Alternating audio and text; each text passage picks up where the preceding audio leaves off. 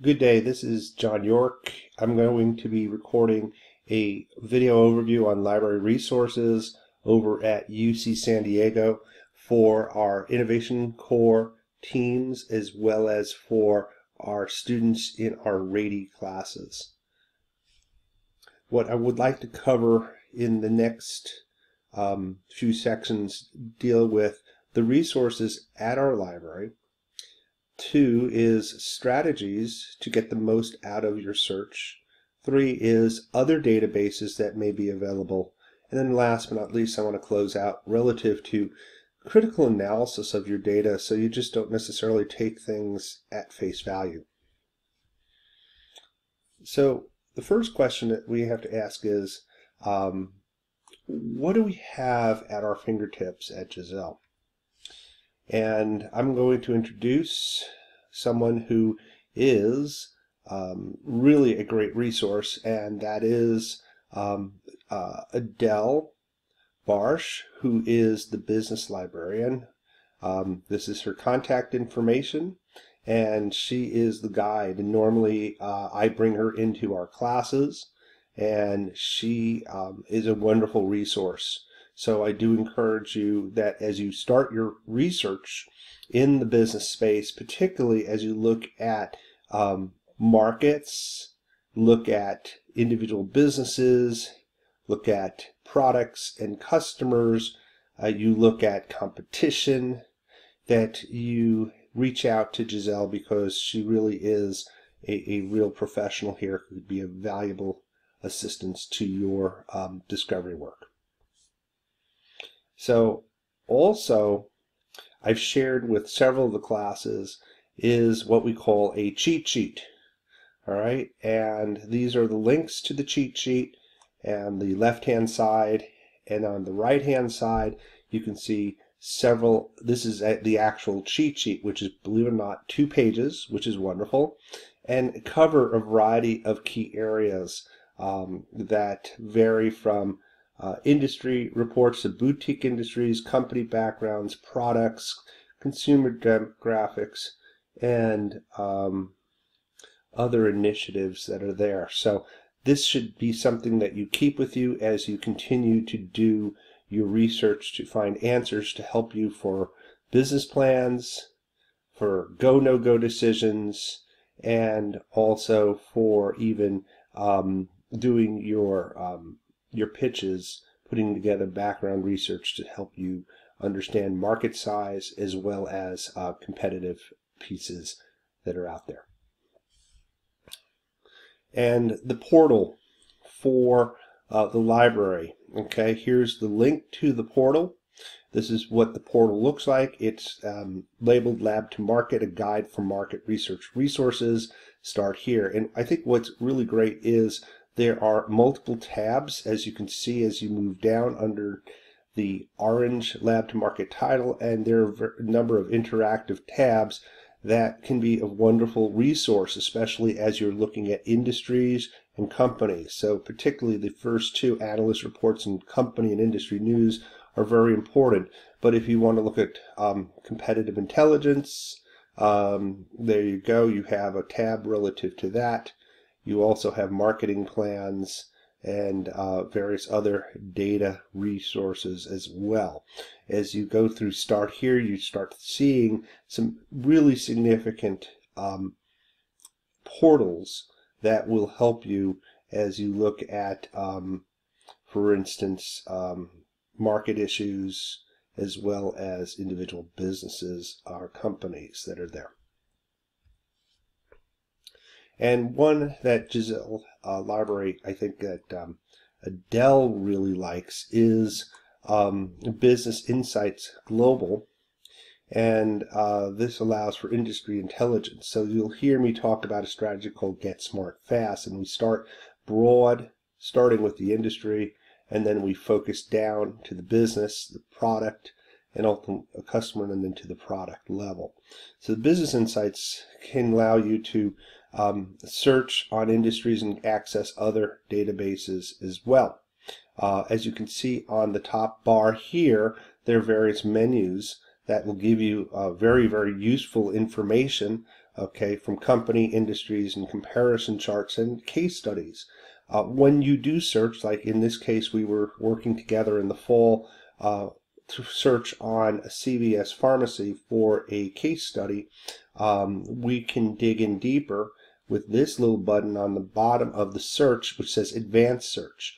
And what that allows you to do is to dig in deeper and use Boolean operators or pull down on menus that allow you to search in specific areas of documents. Case example is if you do very much a broad search and you just search within documents, you can get 2,000 documents. But if you want to hone it in, you might have 2 or 3 search terms that you want to, and I would suggest, and Adele suggests, is that you keep a notebook, a notepad of just the common terms that you are using and what you're netting out with, so that you can return back with those search strings. But also is when you are doing your searches, that what you do is that you look at, are you searching within the abstract? Are you searching within the whole document?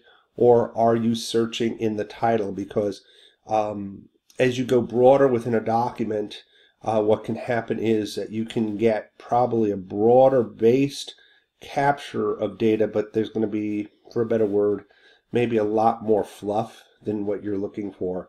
So therefore, you're going to have to be more specific with your queries and your terms so that you can narrow down and get the information you're looking for. So advanced search is a valuable skill to have. And just to give you an example, when using advanced search, as we've talked about here, when we look at, for instance, using with Business Insights, which can also be used with other data bases such as Business Source, Complete, and EMIS. EMIS, which is a wonderful database that's there, then what you can do is then you get outputs. And in this case, we have CVS Health Corporation, which owns the pharmacy business, but it also sort of highlights the high level of key information. It also gives you other relevant context like the URL for the company.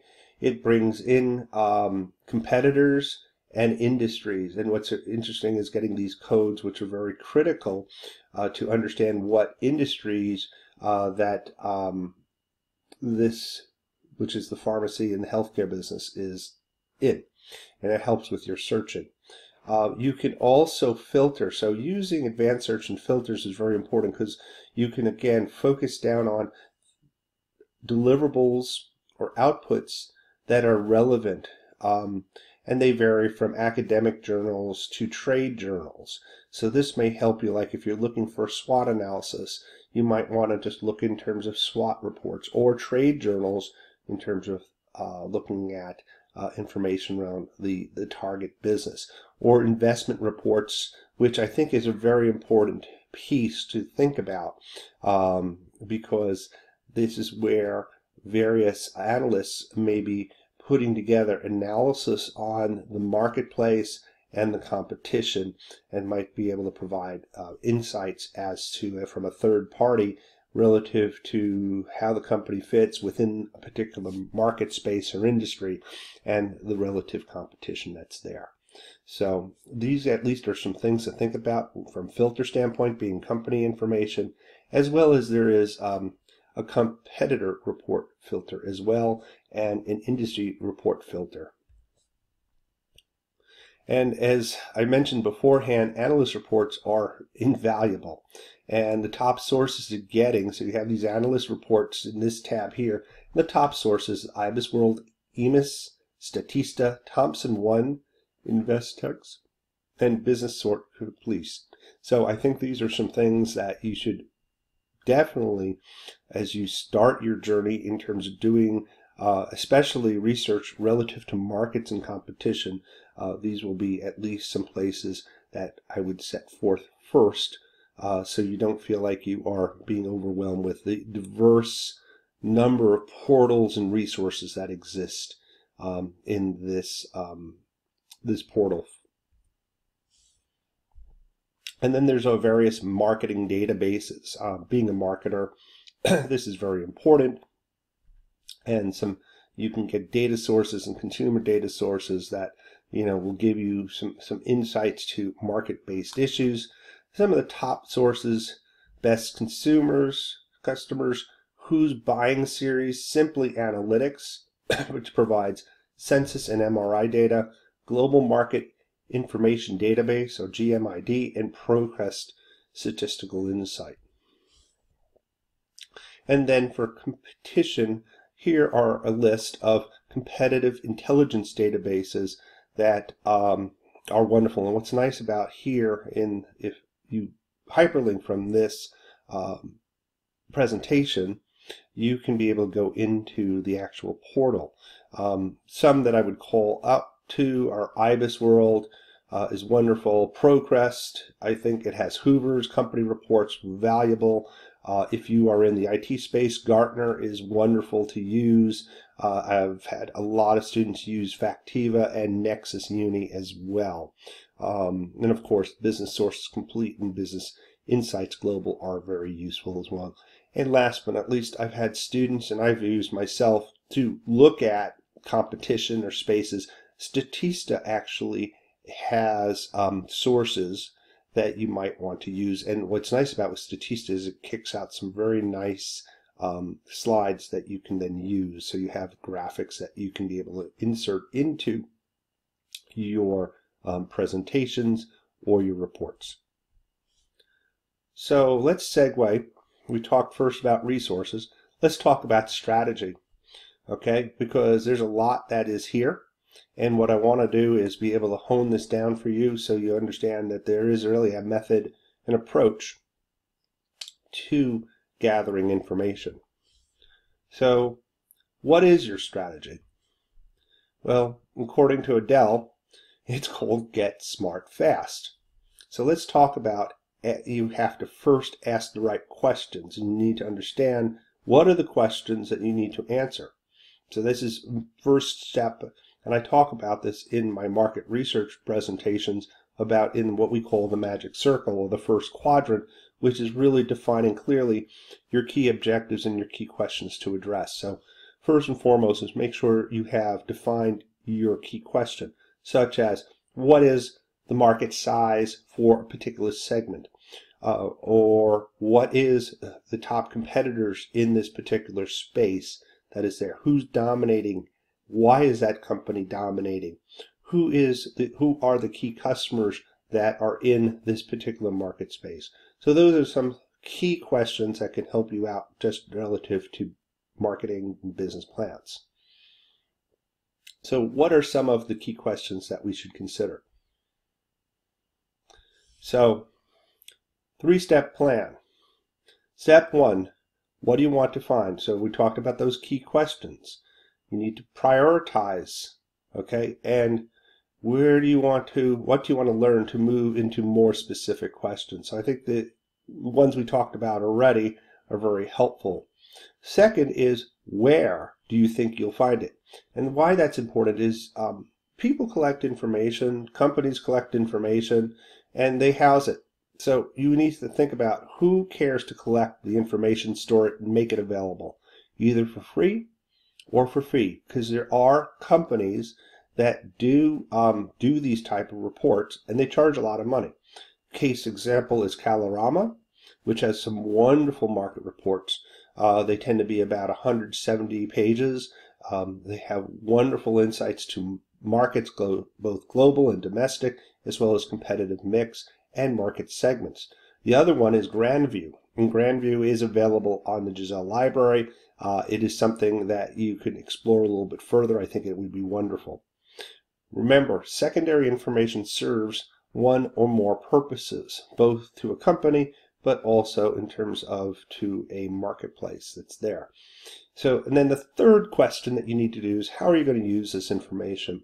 So in our case, we're looking at it in a business plan or in a market plan. But you might be using it for a competitive analysis, for instance.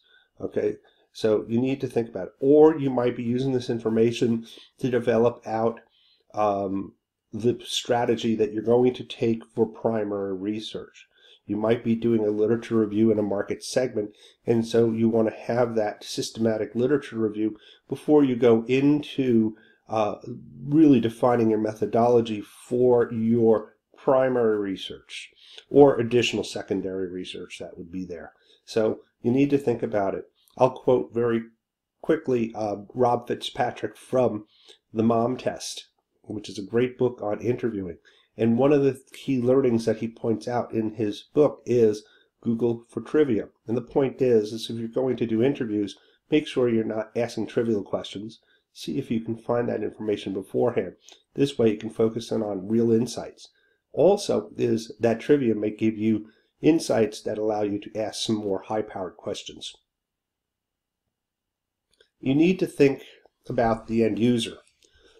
So that's your audience that is there. The audience being it could be analysts, it can be investors, it can be folks in your organization such as senior management that you need to think about. It could be your clients that you are doing this research for. So who cares about the data you're seeking and who has a vested interest in maintaining and tracking this info. And here are some of the classic formats of business intelligence content. Okay, varying from news and press releases, which are really very valuable. You can find on the home page under a tab that usually is about, media and press releases. So some folks will have actually a press room. Current awareness that you may see in trade journals, market research, company and industrial financials and background details that we might find in Hoover's, statistical sources such as from Statista or Factiva, data sets, references. And this is, if you'll notice, there is a tab that talks about marketing plans, and I think in the bottom, as Adele has pointed out in previous presentations, that you can access business plan models, so at least you have some resources there. There also are techniques on how to interview and to gather intelligence. So let's get into Get Smart Fast. I think that you need to think about right information in the right database, as we talked about. Who cares about this information?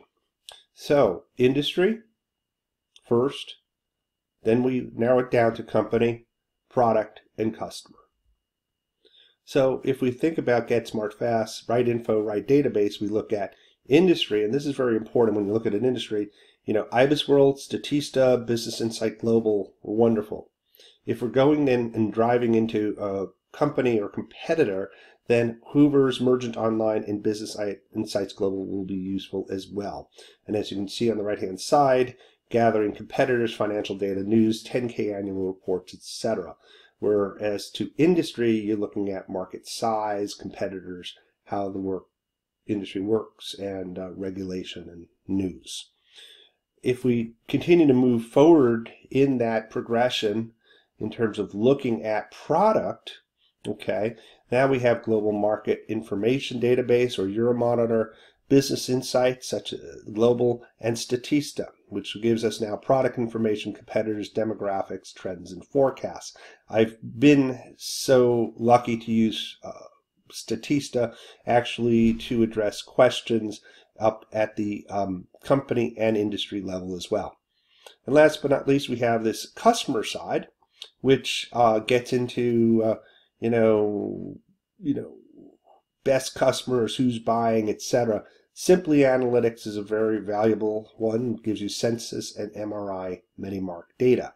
Demographics, media consumption, and customer archetypes could be found here. So very useful as you're building out your first section of a marketing or business plan, which is your situation analysis, and part of that is to identify who are your key customers. And some further information that you can find that are listed in these various databases, such as ProQuest, Business Source Complete, JSTOR, which is really wonderful in terms of getting trade information, Factiva that I've mentioned beforehand, Business Model Online, and Nexus Uni. So you can get easy to use statistics to interviews with CEOs, new product information, marketing strategies, and customer targets. And then we could even dig down even further if we want to get more granular.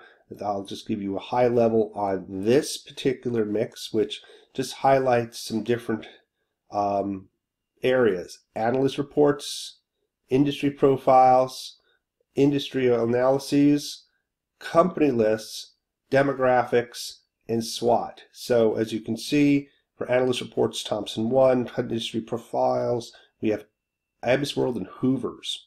Industry analysis, EMIS, which I would highlight as one of the first places to go, as well as Business Monitor Online. Company information again would be Hoovers. Simply Map is wonderful in terms of getting demographics, and SWOT analysis in terms of Business Source Complete. And here's some additional: Factivia for company news, Factivia for industry news, financials and competitors, again Thomson One, Nexus Uni, and Mergent Online. For private companies, this is very important. Like, for instance, you may have private equity companies such as First Service. You may find Nexus Uni, Thomson One, and Procrest, and Market Research Collection may have such information. And then sector-specific: EMIS Intelligence, IHS Global, Gartner might be helpful as well. And then miscellaneous sources, as I would point out, JSTOR, Business Source Complete, and ebook collections that we have listed below.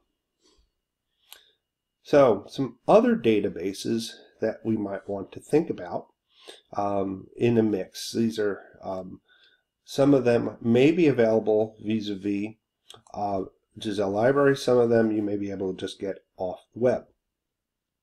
So what other ways should we look at data gathering? So Scott Worsey, who teaches market research at Berkeley and in Michigan State, he is the VP for M4 Market Research. He's also known as the Market Research Guy. He's been doing this for 30 years. As he points out several useful additional resources. And these are some that I gained from him when taking a market research class with him a few years ago. So first and foremost, some that you should be familiar with are the Google collection as well as Wiki. Okay, but in addition, if we move to the right-hand side, you can see blogs, Business Source Complete, JSTOR, Nexus Uni, which are several, especially these last three that we've talked about already. Let's go into popular business and technology. These are popular journals that are there, or publications that are available, and you should have access to these vis-a-vis the library. So Bloomberg and Business Week are common places that give you trade-based type of, and Forbes, that give you trade-based news-related type of articles. They're not peer-reviewed. Okay, HBR, or Harvard Business Review, and Sloan Management Review are more academic periodicals that do go through somewhat of a peer review, but they are not what we would call your classic. They tend to bridge both more of a trade to a peer, because they do give reviews on various industry topics that are there, and tend to be from academicians as well as individuals who are in consulting or leading major organizations. But they tend to be a little bit more involved discussions, whereas Bloomberg and Business Week and Forbes tend to be much more of the news magazine style of writing. From a tech standpoint, this will be important if you are working in the space. There are several databases, as you can see: ClickZ, TechCrunch, CNET, Xconomy, which is wonderful. We use this as a real source, especially in the startup space, for being able to map the ecosystem of San Diego. CIO and Gartner are wonderful for IT, and we use that a lot in some IT research that we've done in the past. And then when we go into competitive intelligence and emerging products, from a competitive intelligence standpoint, there are various portals such as PR Web, company websites from your competitors, and their press releases, which are usually tied into, I'm going to call it the press room or the media center. That is their SCIP, and also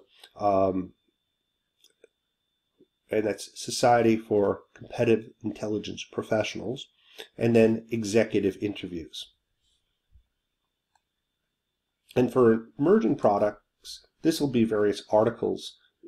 You may have to go and search. I'll give you an example through JSTOR as one, or ABI Inform.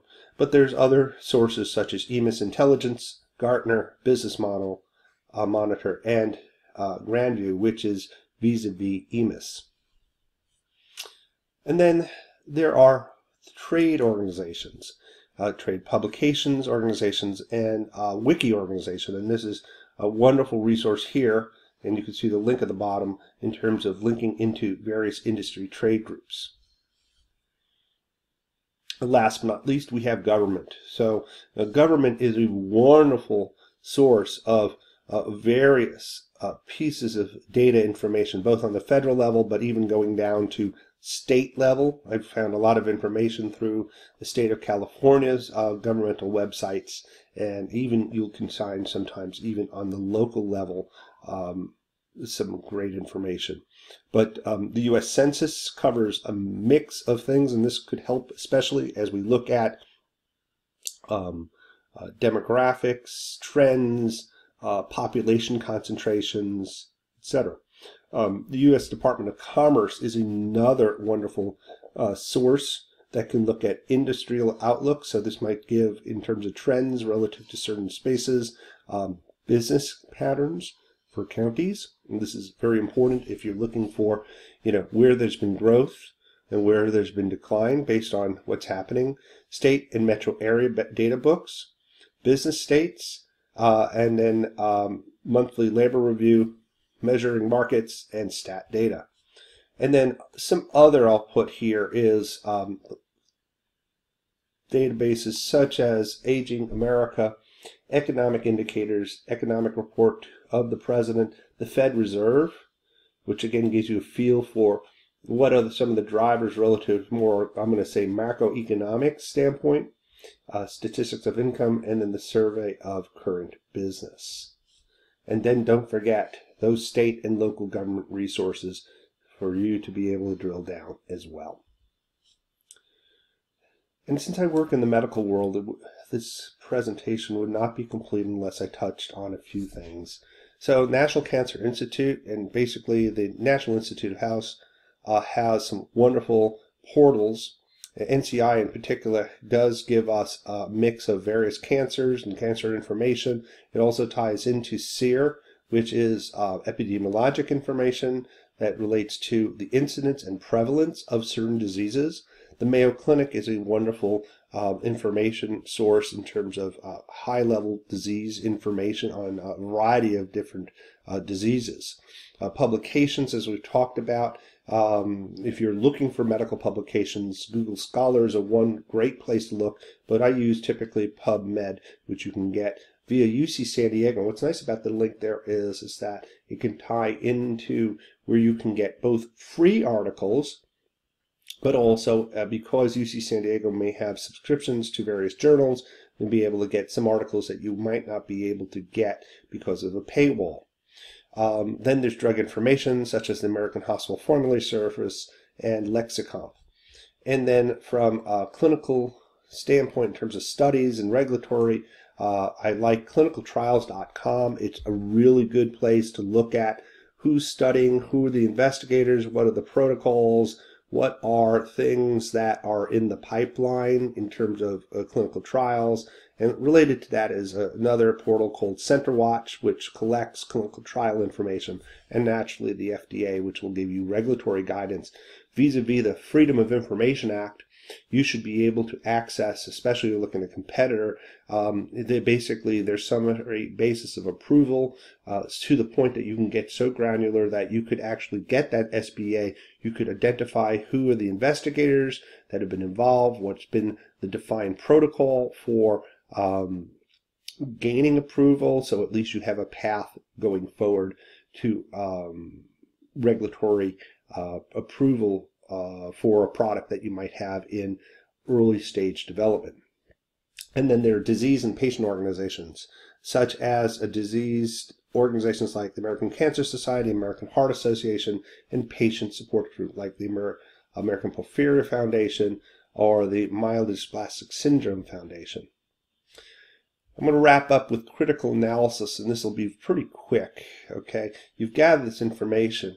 You just can't take things at face value. So I want to wrap up with really thinking about evaluation of your literature and to cite your sources. Literature evaluation is very critical in terms of critically evaluating the purpose, the accuracy, consistency, credibility, methodology, and bias that exists. There is so much on the web, and there's so much biased information that you need to have filters to evaluate what is good and what is just opinion and what is backed up. And I can't say it more because this is a problem that we see in the entrepreneur spaces. Data that is shared tends to be more anecdotal and not necessarily rigorously evaluated or coming from sources such as primary market research, customer interviews, surveys, or from peer review sources. And so the second piece that I'd like to point out is that when you do citations, okay, what's important is either if you're using AMA format for medical oriented or APA format, which is the American Psychological Association's format, is make sure that you cite on your slides your data. Here's the approach to it for an article, a web link, or a book. And those are for sources, and the location in a PowerPoint would be in the bottom left side, usually about 10 point, and in a report in the bibliography or references in the back. So hopefully from this discussion, we've been able to provide valuable insights that will help you be successful in your searches. And this is something that you can refer back to, since this is it's an involved area. And the only thing I could suggest is to dive in, work with it, go back to this presentation so that you have additional insights that will help you be more successful in finding the information that you need. Anyway, I wish you a great day. And as always, feel free, if you have any questions, to email me at j1york@ucsandiego or ucsd.edu.